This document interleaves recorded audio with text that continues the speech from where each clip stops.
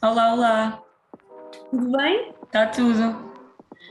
Está-me a ouvir bem? Estou. Sim? Pronto, Também O quê?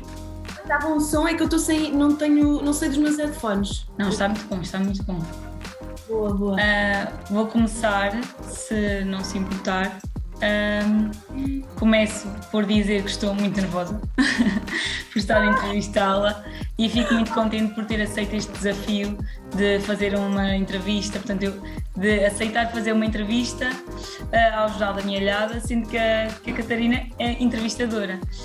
Ahm, Pronto, tenho mesmo de agradecer a sua disponibilidade, de poder nos aceitar, a receber em sua casa, não é? Ou no seu escritório.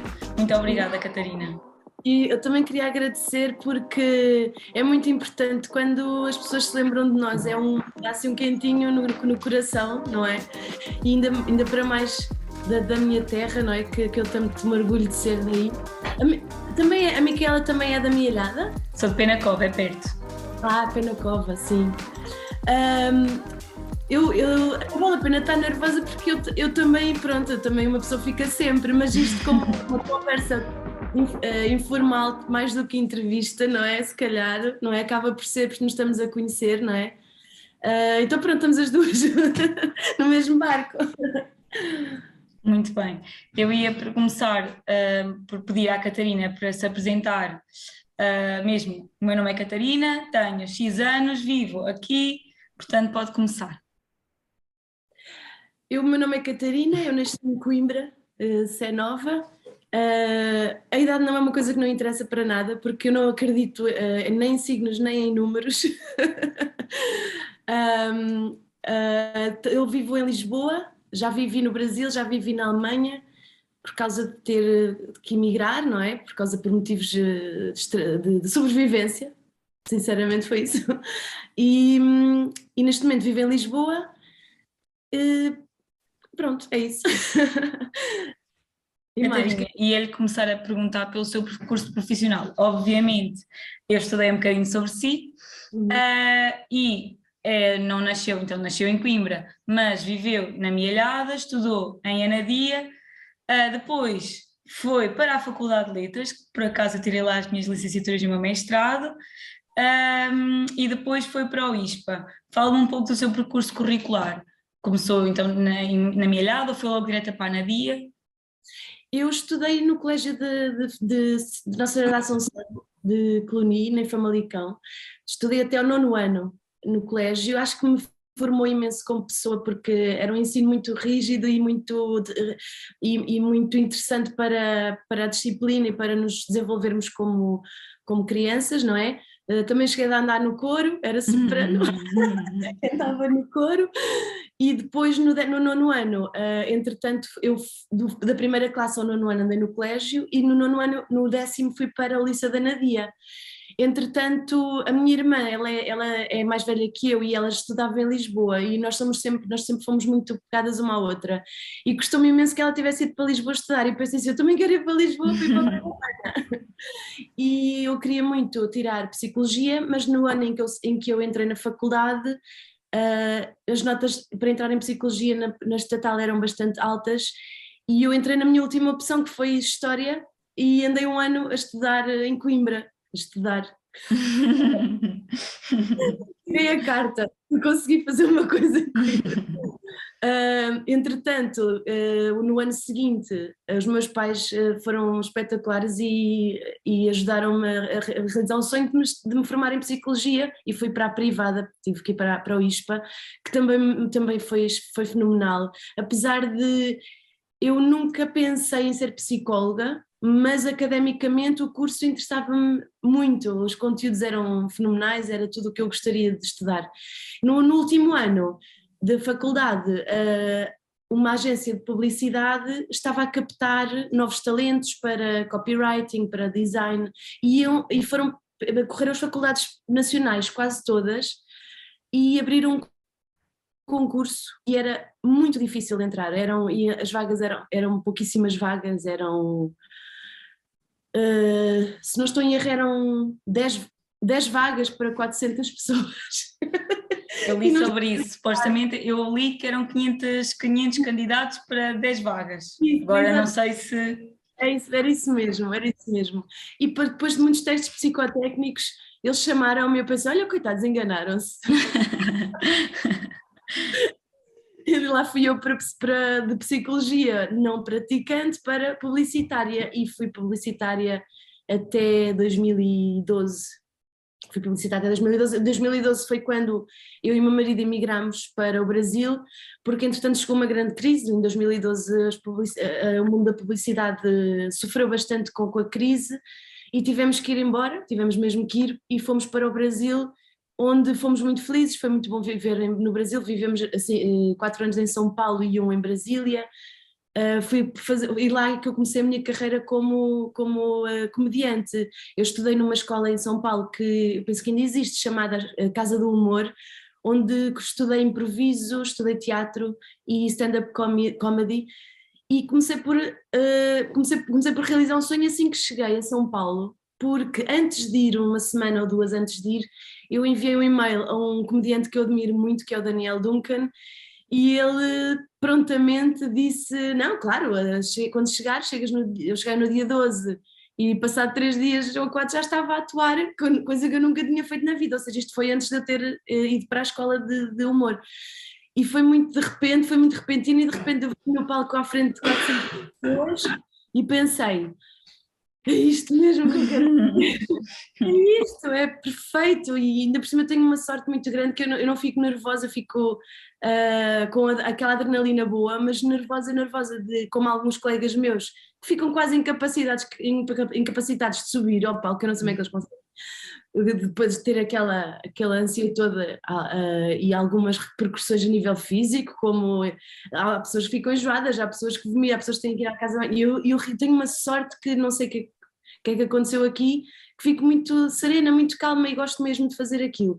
É óbvio que nem todas as salas são assim, porque, por exemplo, no Brasil as salas chegavam a levar 1000 pessoas, às vezes estava a lotação esgotada, e eu mesmo assim, às vezes nem sequer, eu estava a fazer aquilo que eu gostava tanto, que eu nem sequer, o nervosismo era uma coisa que fica em segundo plano.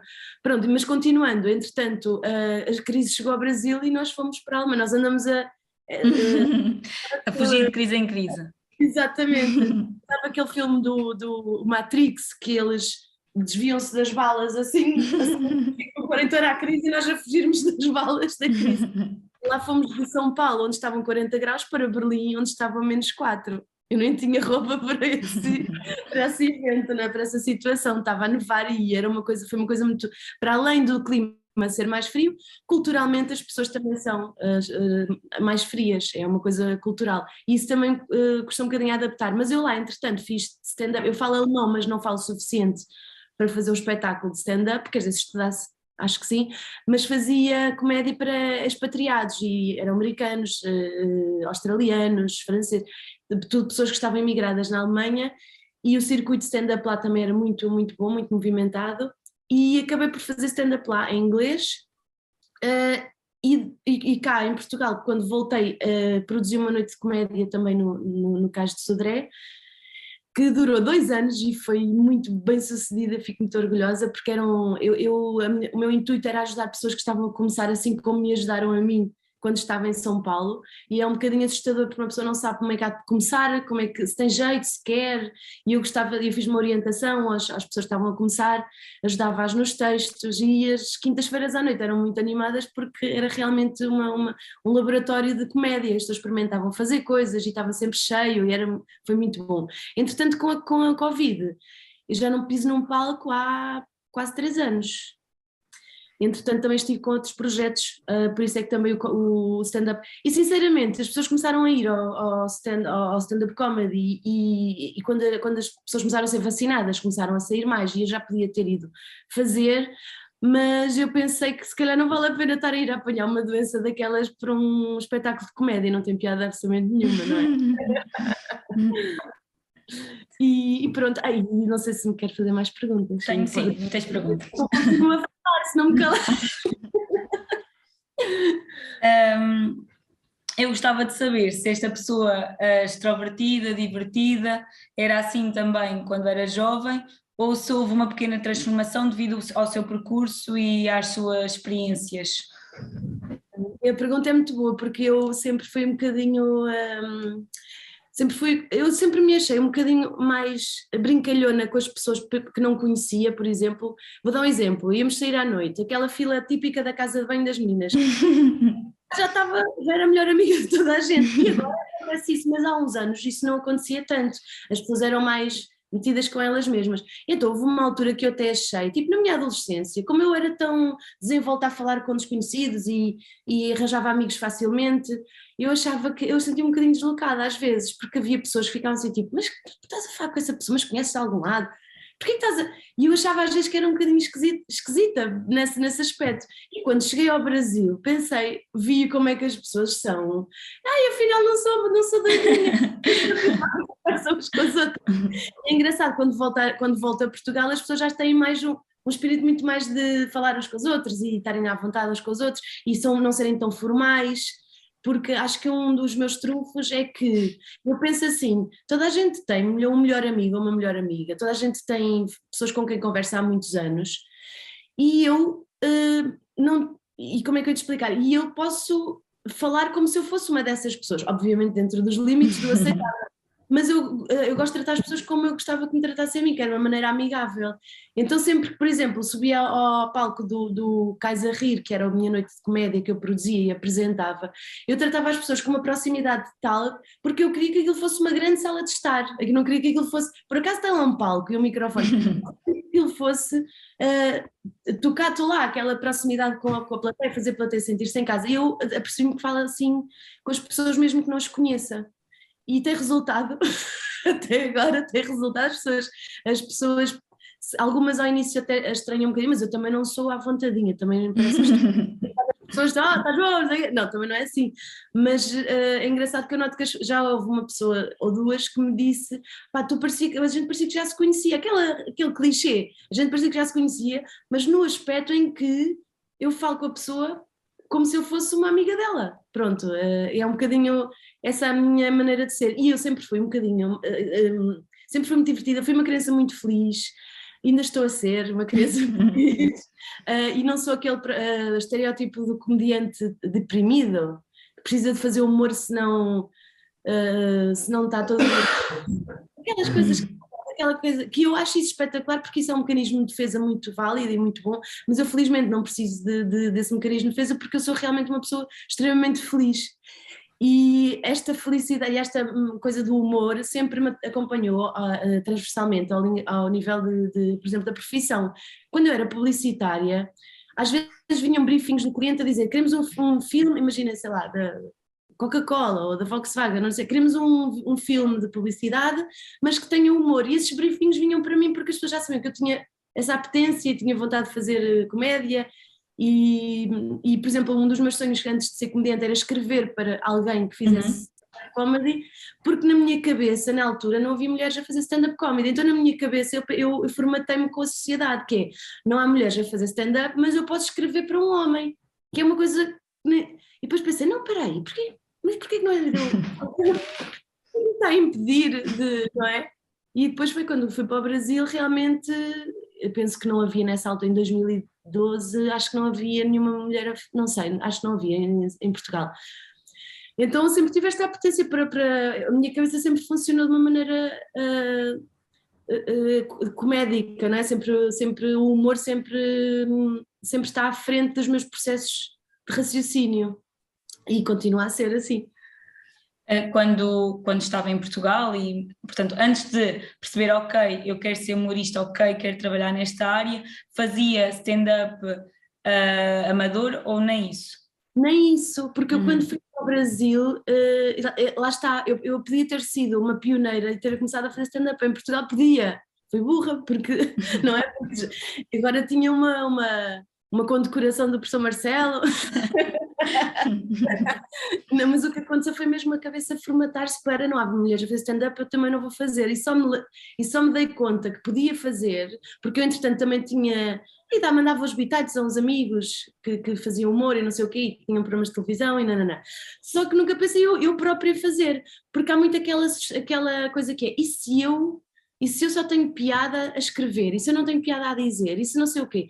E estes fantasmas acabam por nos condicionar a dúvida de nós próprios e do nosso talento, que é uma coisa que eu aprendi no Brasil, que isso não existe, que é, e se eu não tiver piada? Apresenta-te como tu és, porque a maneira como tu encaras as coisas, vai alguém identificar-se com isso. E somos tantos no mundo, porque é que não é? Porque é que eu haveria estar a falar sozinha? Eu estou a falar para muita gente que também é como eu. Ou se não for, não acho piada, legítimo, acho isso totalmente, como eu também não acho piada a toda a gente, nem toda a gente me acha piada a mim. Aliás, eu no início até ficava mais admirada de me virem dizer que achavam piada do que eu ficava tipo, o quê? Mas é muito engraçado nós estarmos a perceber a validação quando a validação não vem só de fora, nós próprios também temos que nos validar, não é? Tipo, se não resultar, eu tentei, pronto. Pronto, não é o mínimo que se pode fazer é tentar. Não dá. Retiramos-nos ou continuamos nos bastidores ou continuamos ligados ao meio, mas pronto, e tem resultado, comigo tem resultado bem e estou muito contente com isso, estou muito feliz. A minha próxima pergunta é como é que surgiu então a oportunidade de ir para a publicidade? Foi apenas, ok, a agência veio à nossa faculdade e fez uma apresentação e eu achei fixe, ou já havia aquele bichinho da publicidade e já havia interesse? Havia uma coisa muito engraçada que eu e a minha irmã fazíamos, nós passávamos fins de semana inteiros pijama, a ver televisão e a brincar em casa, a brincar na feira, que nós morávamos em frente ao antigo mercado municipal, víamos alguma televisão, não víamos assim muita televisão, mas a televisão que nós víamos, fazíamos um jogo que era ou adivinhar os anúncios que iam dar, ou dizer, quem dissesse meu primeiro, ficava com aquele anúncio, tipo, brincadeira de miúdas, não é? E nós sempre gostámos muito de ver anúncios. Quando era pequenina havia um programa do Edson Ataíde, que é um publicitário que depois, entretanto, mais tarde vim a conhecer, mas ele era, tipo, conhecia o meu ídolo. Ele tinha um programa chamado Anúncios de Graça, onde ele apresentava anúncios do mundo inteiro, principalmente os brasileiros eram muito engraçados, os anúncios brasileiros ele próprio também é brasileiro, e eu achava maravilhoso e um mecanismo que os publicitários têm, isso intrigava-me quando era miúda, que era assim, como é que eles, em 30 segundos, estão a apresentar um produto, estão-me a convencer que eu preciso do produto, mandam uma mensagem que ainda por cima me diverte, ou seja, são muitas bolas para manter no ar. Eu sempre achei isso tão curioso e tão giro, sempre adorei anúncios, gostava muito de marcas, gostava muito de marketing sem saber o que era, porque era miúda, não é?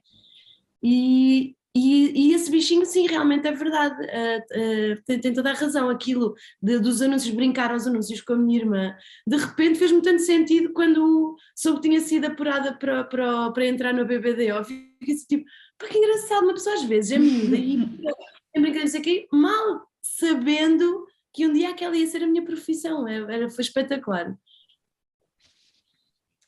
E então, neste caso, a saída de Portugal foi uma coisa má, não é? O suposto, a decadência, não é? Os piores anos ou a pior altura da sua vida acabou por tornar, se calhar, a melhor parte e o que, portanto, quase um presságio de que iria correr afinal tudo bem e que se finalmente ia, pronto, sentir-se realizada a fazer o que sempre gostou e que nem tinha a certeza. Explico-me essa experiência, não é? Que vai para outro país, ok, vai acompanhada, o que é muito bom, mas vai para outro país, para uma nova cultura. Como é que isto se procede tudo na sua cabeça, mesmo no seu seio familiar? Foi assim, houve apoio? Foi, Catarina, calma, temos de arranjar um trabalho certo, isto também é uma coisa muito importante, eu acho. O humor, será que é um trabalho certo? Será que não é? Sabe que... Se me puder tratar por tu, eu agradeço. Eu também queria que me tratasse. Estou combinado. Obrigada. Então, parece que, bem, o que aconteceu foi quando a nossa cabeça tem tendência a procurar o conforto em rotinas e a segurança vem de algumas rotinas. E eu sempre fui uma pessoa muito conservadora em relação a essas rotinas e a minha família também. E acho que se não tivesse havido realmente, como disseste, aquele empurrão de tu não tens outra hipótese, porque houve um dia que o meu marido chegou a casa e disse assim, olha, o cliente maior da minha agência vai sair, vamos ter que nos fazer à vida. Eu própria não ganhava muito na altura, porque fui para a área digital da publicidade, Bem, nós olhámos um para o outro e nós assim, bem, para debaixo da ponte não vamos, não é? Temos que nos fazer à vida. Felizmente aconteceu, o final foi feliz, mas assustou-me tremendamente, porque não me assustou ao ponto de eu travar, ou seja, eu sempre achei que se eu estivesse com o meu marido, podíamos estar, sei lá onde, estávamos juntos, somos uma equipa, não é? E isso, logo aí já estava a correr bem, portanto eu antes de sair já sabia que estava a correr bem. Ele já tinha, entretanto, feito um contacto no Brasil e já tínhamos uma segurança pronto, que afinal não íamos ficar mal na miséria. Debaixo da ponte. Da ponte, eu comecei assim, deixa eu ver quem é que tem, deixa eu ver se a minha irmã tem um quarto a mais lá em casa. Realmente uma pessoa começa a pensar nesses termos, não é? Mas eu sinceramente assustou-me um bocadinho, confesso que me assustou um bocadinho, mas não ao ponto de duvidar, não querer ir, não. E até porque a certa altura, quando uma pessoa encaixa na sua cabeça, ok, é para ir, e começa a começa a pôr as coisas todas dentro do armazém, e a coisa começa a ficar séria, e tipo, sim, isto vai acontecer, vou meter num avião e não tenho bilhete de vinda, de volta, não é? Uma pessoa começa, o cérebro parece que a estrutura do cérebro que muda, porque vamos de uma pessoa super conservadora que está habituada àquela rotininha, fins de semana na mirada, não sei o quê, nananã, para um corte, uma cisão nessa rotina que por si é assustadora, mas por outro lado, se aquilo não tivesse acontecido, se não levasse um empurrão, eu não tinha ido, não é? Parece os males que vêm por bem, como se costuma dizer. E realmente aquele sofrer, por exemplo, passar natais longe da família era complicado, mas nós tínhamos as tecnologias e nós fizemos ceias de Natal por Skype com a família, por exemplo. A família foi super, a minha família é incrível, tenho uma sorte tremenda, são super queridos, super pessoas que apoiam, então os meus pais, tudo que seja, tenha a ver com as filhas, ai meu Deus, não é? É tudo muito, muito importante para eles nos apoiarem, a minha irmã igualmente. E o que é engraçado é que neste momento eu estou a viver em Lisboa e a minha irmã está a viver em Paris, ou seja, eu voltei para cá, para Portugal, e entretanto ela emigrou, portanto estamos a manter uma tradição de imigras na família. Mas sim, foi ainda bem que aconteceu. Eu tenho que dizer que foi doloroso na época, foi estranho, foi complicado, choraram-se muitas lágrimas de interrogação, mais do que, não é?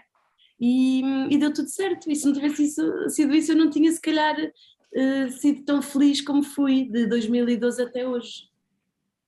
E como é que surge a oportunidade de ir para Berlim? Portanto, sai do Brasil, já com uma carreira, mas depois como é que surge a oportunidade de ir para Berlim? Olha, aconteceu uma coisa inacreditável, que foi quando, na semana a seguir, como é que foi? No início desse mês que eu me vim embora para Berlim, eu tinha ido ao Comedy Central, que é tipo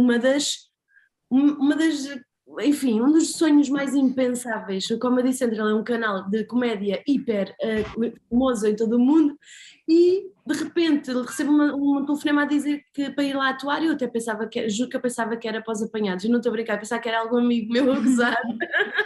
Então eu tratei a pessoa da produção assim, vá, quem é? Diz lá quem é. A moça é da produção.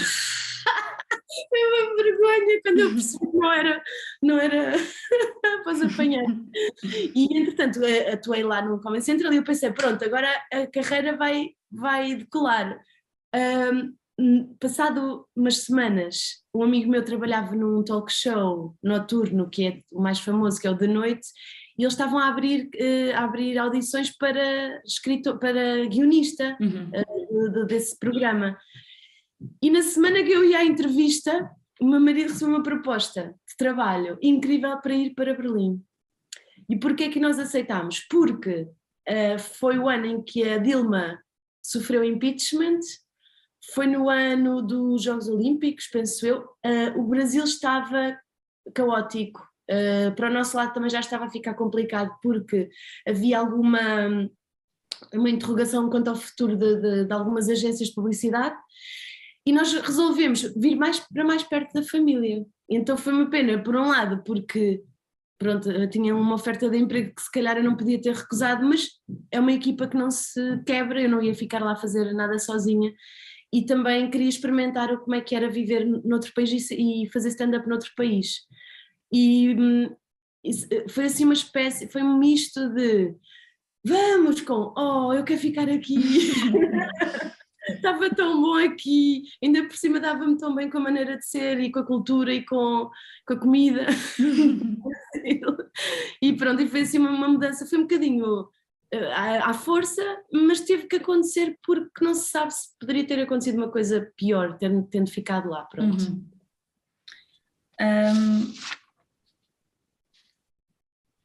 Vou fazer agora a pergunta. Estou muito curiosa para perceber como é que, portanto, Catarina, acho o teu humor muito inteligente. Obrigada. Acho que não é aquele que se calhar estamos a rir horas a fio, mas é aquele que pensamos e sim, tem muita piada, pronto.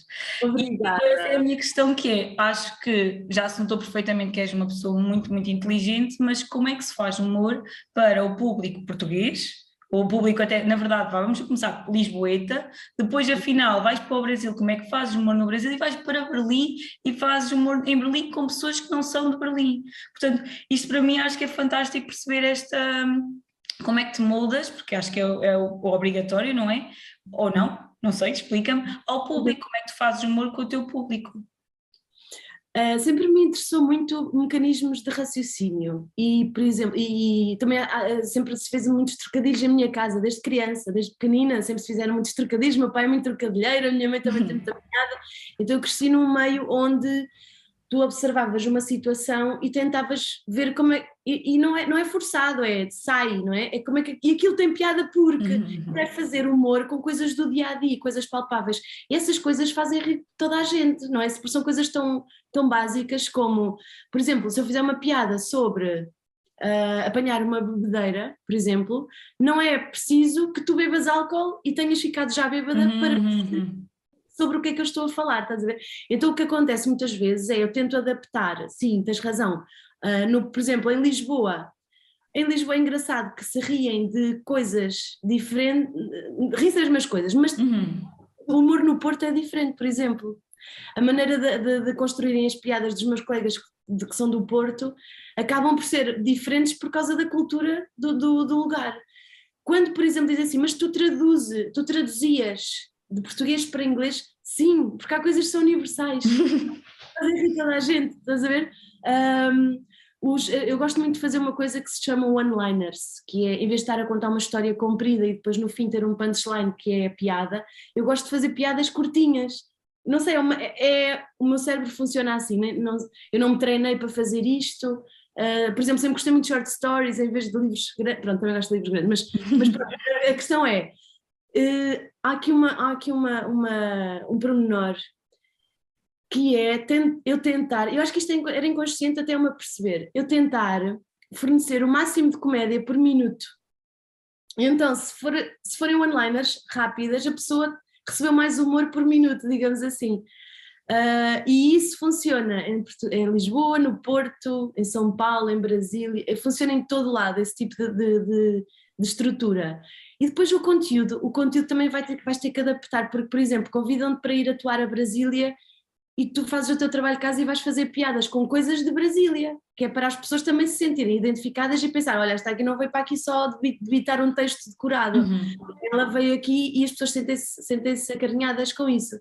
Acho que é muito importante fazer humor adaptado ao lugar onde se está, porque senão és um papagaio a debitar um texto. Basicamente há pessoas que fazem isso e que realmente essa é, infelizmente, a postura de muitas pessoas, que depois as pessoas não se sentem especiais. Imagina que vais ver o mesmo espetáculo, no outro dia é a mesma coisa, é o mesmo texto. Acho que há que adaptar também às situações. Mas realmente acho que há coisas que fazem rir toda a gente. Há coisas que toda a gente alcança, mesmo quando não tenha sido com elas, não é? O exemplo de beber é esse, por exemplo. Mas sim, tens razão, tem que se adaptar ao público, sim, e tu vais adaptando às vezes no palco.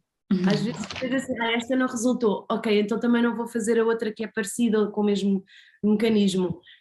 E isso requer estares constantemente alerta de como é que a plateia está a reagir a ti, e quanto menor a plateia, menos dados tu tens. Não há uma gargalhada tão forte, as pessoas se calhar porque são menos não riem tão alto, então às vezes quando são plateias pequenas é mais difícil, por incrível que pareça. E como é que surgiu então depois o regresso Portugal. Entretanto, nós vivemos em Berlim e em Düsseldorf. Em Düsseldorf é uma cidade que não tem assim muita oferta de stand-up comedy. E eu aproveitei para escrever um livro. Escrevi um livro chamado Tuitário, que são os minhas one-liners compiladas num livro, e aproveitei esse ano de Düsseldorf, mas eu sinceramente queria fazer stand-up e não havia onde. Eu pensei em produzir eu própria a minha noite de comédia, mas os bares também não estavam propriamente com essa cultura ainda incutida, apesar de em Berlim as noites de comédia serem todos os dias da semana. Em Düsseldorf isso não acontecia, e eu sinceramente comecei assim, mas isto, falta-me aqui qualquer coisa.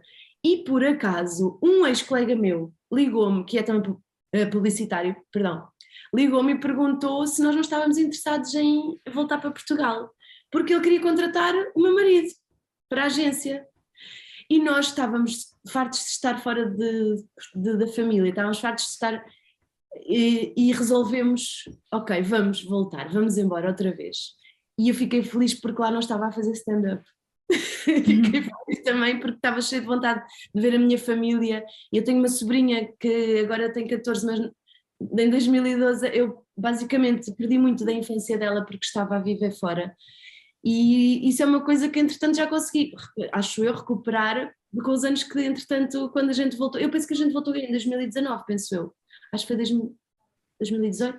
Eu sou muito má com números e com datas, nunca sei muito bem os anos, mas sim, acho que foi isso. E entretanto, pronto, vim morar para o pé da minha irmã e entretanto ela resolveu ir morar para Paris. Eu acho que ela se calhar está-me a evitar, agora é que eu estou a pensar nisso. Eu queria te perguntar o que é que sentes pela Mielhada? Ser a tua cidade natal, como é que surge este amor? Claro, a tua família é daqui, acho que é lógico, mas queria que falasses um pouco sobre isso. Eu tenho muito, muito orgulho de ser da Mielhada e havia uma coisa que me chateava quando era miúda, porque como eu nunca estudei na Mielhada, eu não tinha um grupo de amigos como se calhar as pessoas que estudaram na Mielhada tinham, isso dava-me muita pena, mas aos poucos, por exemplo, nas férias de verão íamos brincar todos para o jardim e apesar de não estudar com eles, ficava amiga das pessoas daí. E às vezes chateava muito, porque às vezes as pessoas diziam, eu pensava que tu eras da Nadia. Não sou nada da Nadia, pá, sou da Póvoa. Mas era, pronto, é compreensível, porque eu não passava muito tempo na minha ilhada, às 8h12, no carro, à frente do portão, ia para a Nadia, para Famalicão, para a Nadia, e depois ao fim do dia voltava e realmente era mais complicado para mim ter um grupo de amigos. Então acho muito giro hoje em dia eu ter um grupo de amigos, porque entretanto começámos a dar, e é uma sensação de pertença que eu nunca tinha tido antes, quando era miúda, e tenho agora, e eu fico extremamente feliz adoro a Mielhada, adoro. Sou muito orgulhosa, muito babada, e dedico sempre a toda a gente que sou da Mielhada. Vamos voltar à tua situação profissional e eu gostava de te perguntar como é que é ter um programa televisivo? Olha, é muito emocionante. Era um projeto que estava na gaveta e parou por causa do Covid. Isto já era suposto termos filmado há 2 anos e tivemos que filmámos um piloto, um piloto um programa piloto que não foi para o ar, em que eu entrevistei a Filipa Gomes. Sabes quem é a Filipa Gomes? Que cozinheira. Sim, sim. Que é engraçado, nós somos amigas há muitos anos porque ela também foi publicitária e ela, entretanto, tornou-se uma celebridade que é tipo impossível andar com ela na rua, é impossível.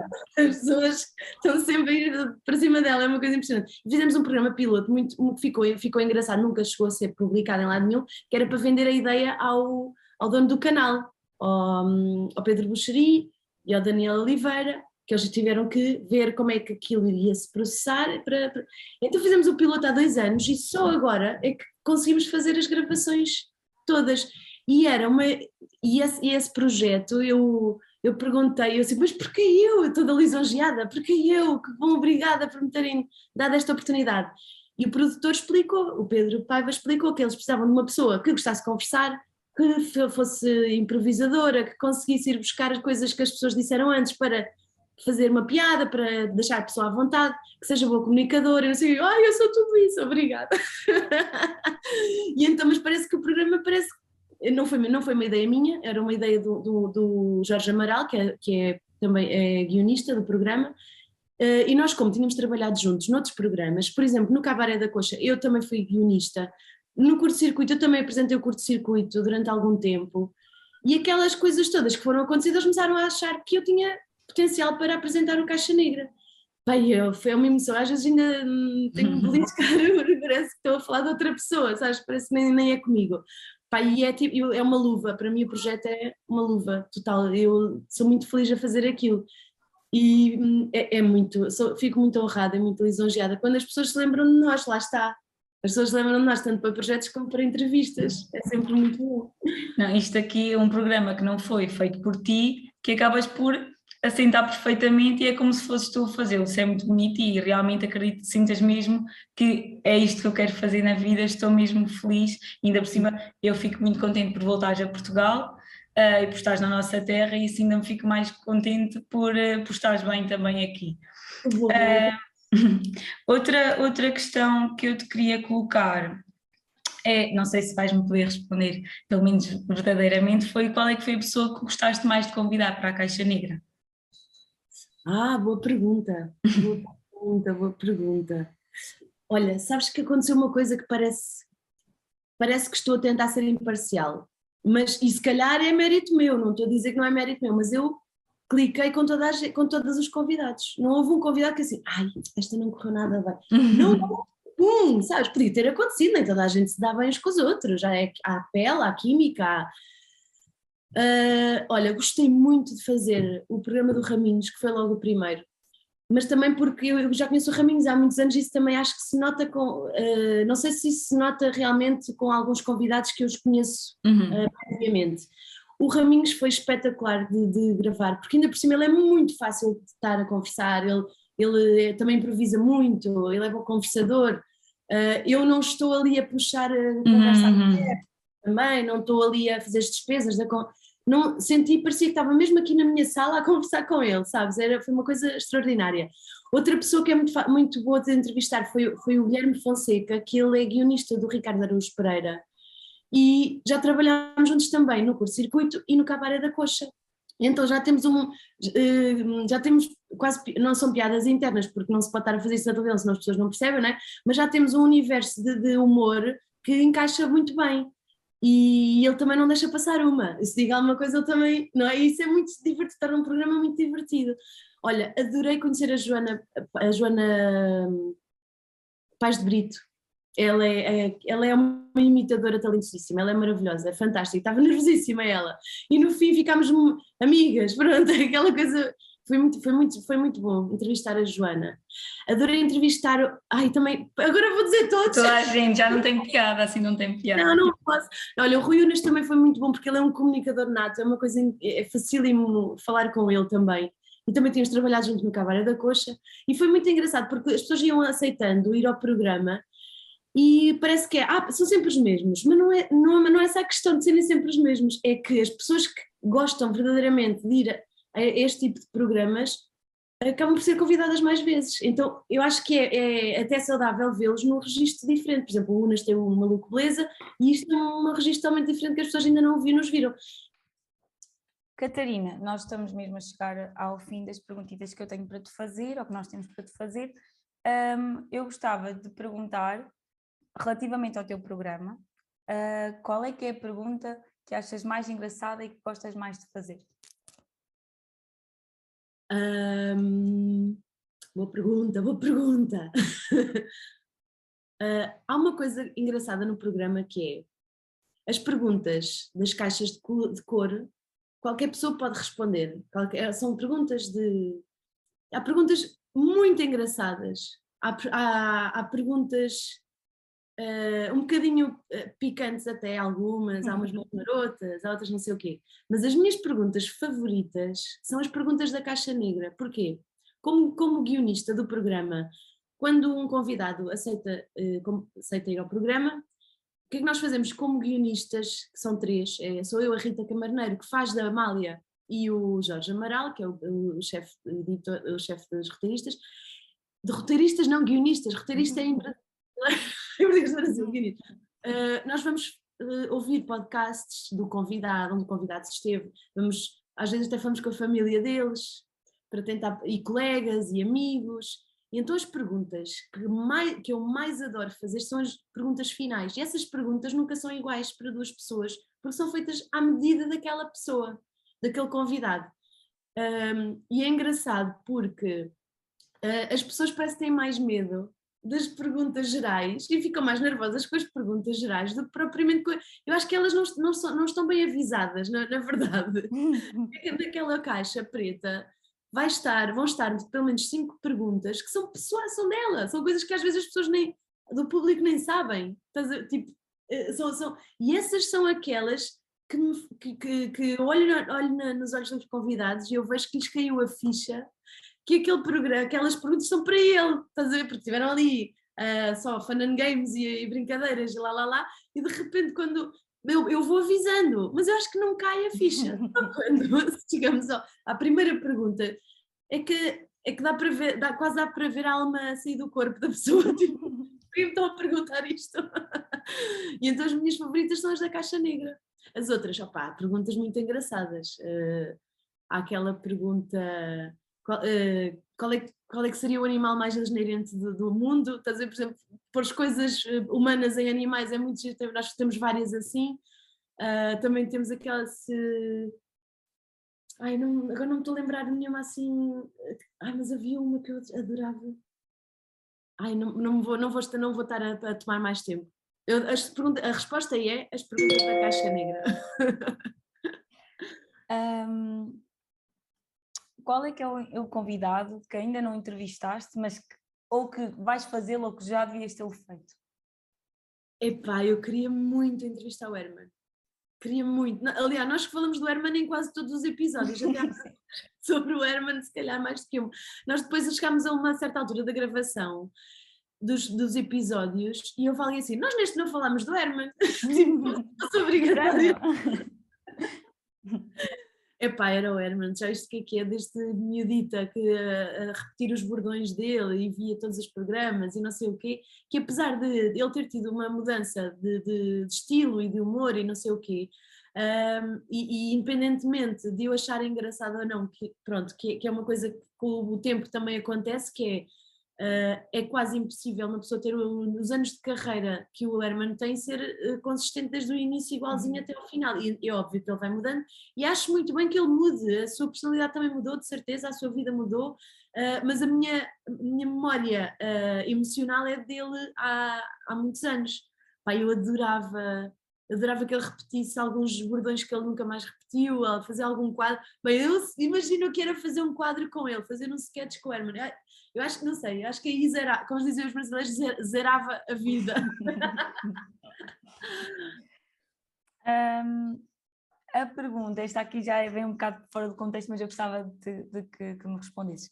Se já aconteceu, tu dizes uma piada num espetáculo e que achaste mesmo na tua cabeça, ou naquela conversa com a tua amiga, ou com o teu marido, ou assim qualquer coisa, que tinha mesmo piada e o público não correspondeu.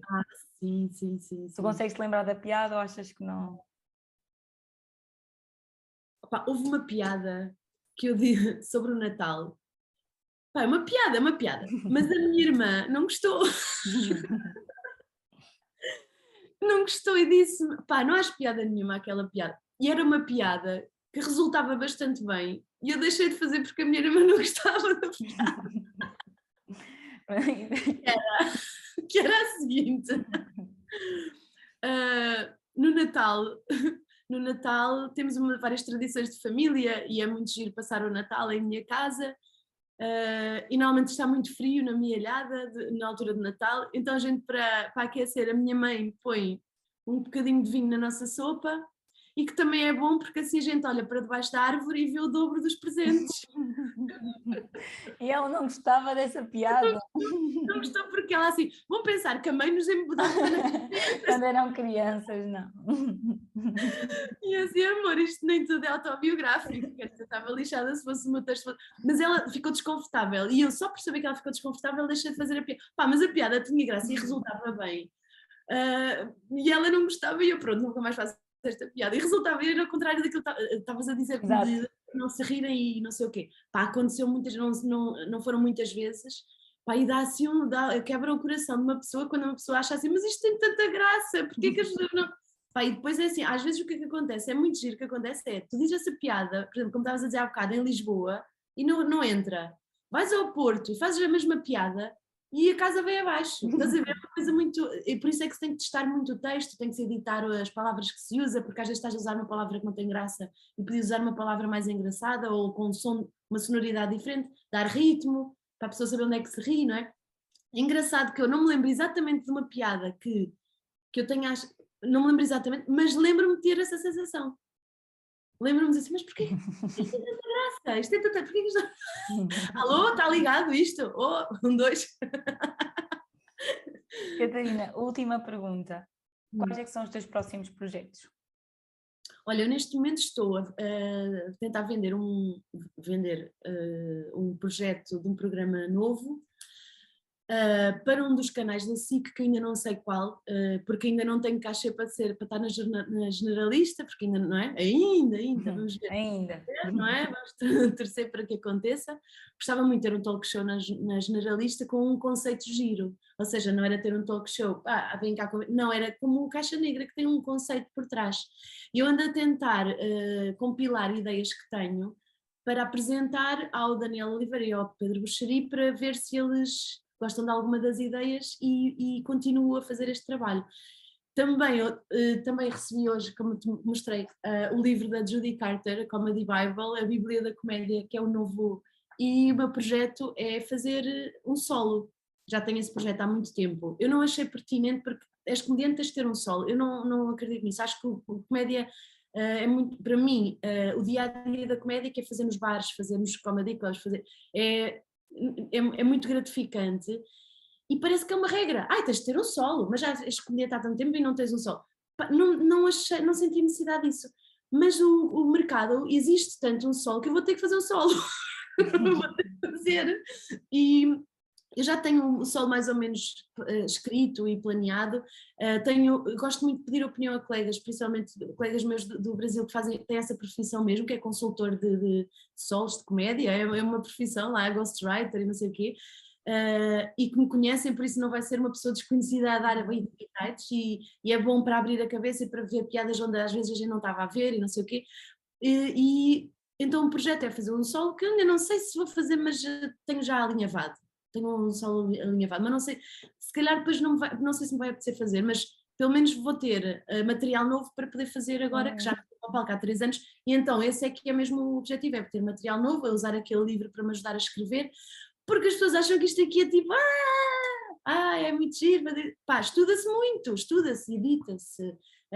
O que é a minha função? É chegar lá e ninguém ver que isto custou imenso a fazer. É chegar lá, porque não interessa ver os intestinos, digamos assim, as entranhas do processo, as pessoas querem ver aquilo já prontinho e alinhavado. E o meu projeto é fazer um programa de televisão novo, um a mais, se fosse possível fazer mais, por favor, Pedro Buxeri, nunca te pedi nada. Fazer um programa de televisão novo, fazer talvez um solo e definitivamente fazer material novo, porque eu tenho sido convidada para fazer alguns espetáculos e não estou com material novo, porque eu sei como é que eu sou, tenho que fazer uma coisa de cada vez, como estive ocupada com o programa de televisão, é com aquilo que eu tenho que me ocupar, porque se eu começo a disparar para muito lado, fica alguma coisa por fazer, então eu prefiro concentrar-me ali, agora como já estou entre programas, espero eu, já posso fazer a minha escrita descansada. Também gostava de lançar outro livro com o Tuitário 2, com as one-liners novas, mas ainda não tenho material suficiente para publicar. Catarina, olha, estou muito contente por esta entrevista, de verdade. Foi assim a minha primeira estreia de entrevistas no Jornal da Minha e espero que também seja uma coisa. Vou dizer, fui eu a primeira a ser entrevistada por ela, Micaela.